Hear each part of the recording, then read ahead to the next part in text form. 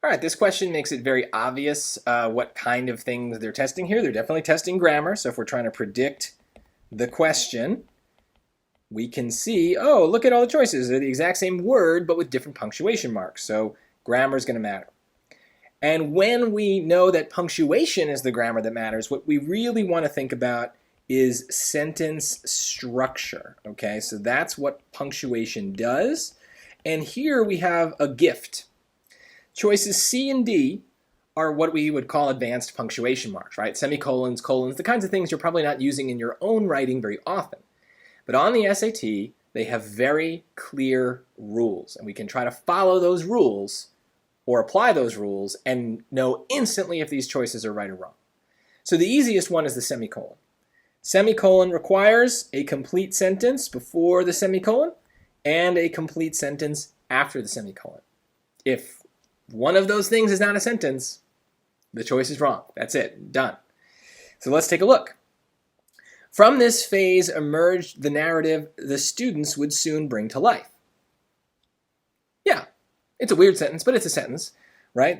From this phase emerged the narrative the students would soon bring to life. It's a little backwards because what the sentence is really saying is the narrative emerged, right? There's a subject and a verb. They're just, backwards order, which is unusual, but is doable. It's fine. So this part is a sentence. Let me highlight this. From this phase emerged the narrative the students would soon bring to life. Okay. An Iroquois hunter journeys back to his village and defends it against characters from traditional Mohawk legends. Wow, yeah, that's also a sentence. So I'll just use a different color, but this is also a sentence. So that checks off both parts of this question. Now here's the one thing. And so I should say too, before we move on, the fact that the semicolon works because there are two sentences tells me that choice A, the comma, is wrong. Because we need something stronger than a comma to connect the two ideas. So that's just, otherwise it would be a run-on. So let me write that. This would be a run-on sentence, or sometimes people call it a comma splice. Basically, you've got two complete sentences, and you're very weakly connecting them with just a comma. Can't do that. B, for the same reason, would be wrong. There's no punctuation there, so there's nothing connecting the sentences. They're just leading right into each other. Can't do that. Now, if you put C, I get it.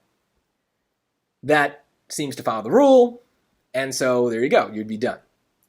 But we have to remember that the colon is also an advanced punctuation mark that can join two complete sentences. Now, it doesn't have to join two complete sentences, and I know that if you crossed it out, it's probably because you're like, oh no, a colon is for a list.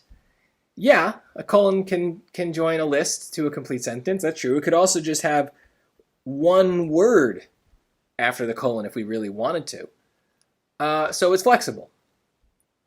And so this is a problem, right? Because it seems that both the colon and the semicolon do the right job here and join two complete sentences.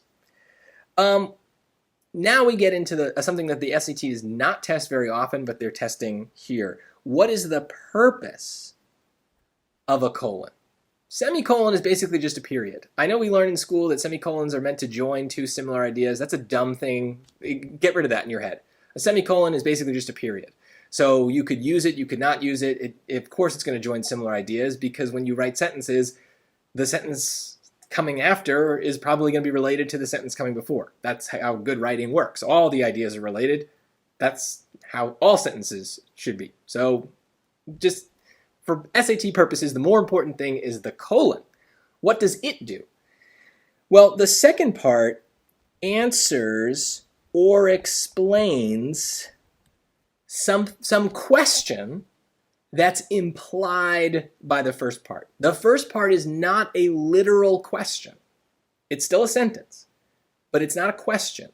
But it implies a question. And so it should be very easy to turn it into a question, and then the part afterward is going to answer that question. So let me show you what I mean here.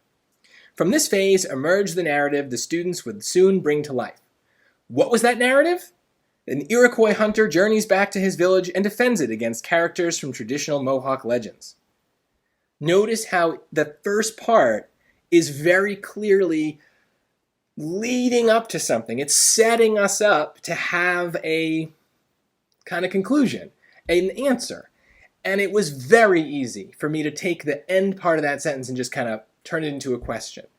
And then the part after the colon answers that question very clearly. It should be seamless. If we're forcing it, then it's probably better to use a semicolon, but it's not forced here. This is very seamlessly a kind of implied question with a clear related answer. So hopefully that helps. That is why choice D ends up being right, even though technically speaking, a semicolon, I don't know, it fits our rule here. So I'm not really sure if it would be grammatically incorrect to put it. It's just that the colon is better. And so that's why I don't really want you to worry too much about this question, because I don't think it's a very fair question.